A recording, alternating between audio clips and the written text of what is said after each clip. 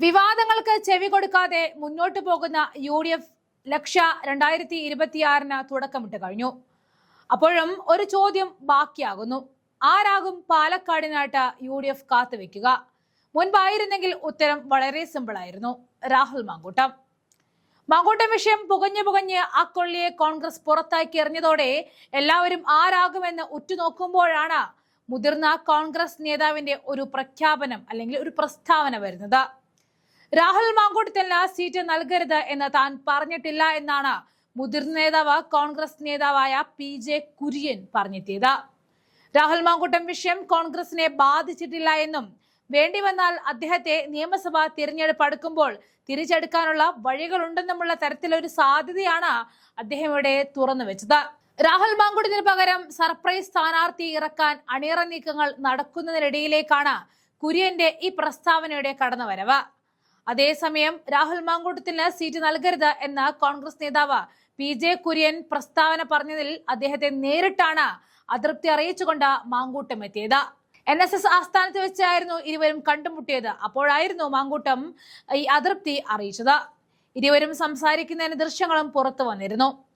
മുൻപ് യൂത്ത് കോൺഗ്രസിനെതിരെ പറഞ്ഞ കുര്യന് അപ്പോൾ തന്നെ മറുപടി കൊടുത്ത ഒരു മാങ്കൂട്ടത്തെ നമ്മൾ കണ്ടിരുന്നു.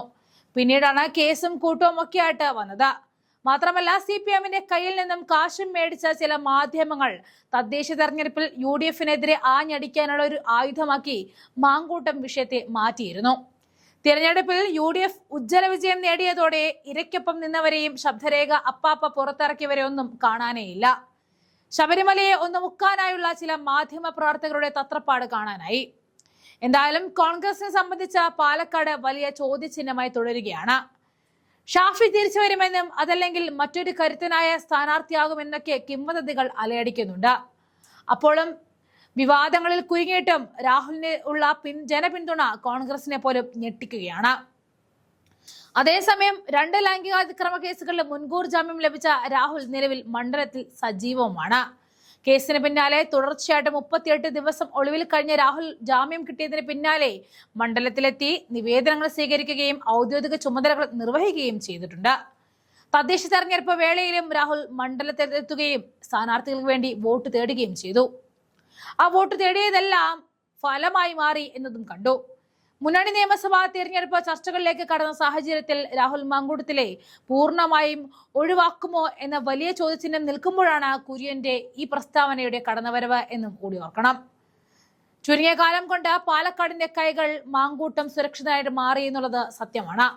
തദ്ദേശ തെരഞ്ഞെടുപ്പിൽ പോലും അയാളുണ്ടാക്കിയ ഓളം വോട്ടായി മാറിയ കാഴ്ചയും കാണാനായി. ഇനി UDF കാത്തുവെക്കുന്നത് വലിയ വലിയ ട്വിസ്റ്റുകളിലേക്കാണ് എന്നാണ് ഈ സംഭവം വിരൽ ചൂണ്ടുന്നത്.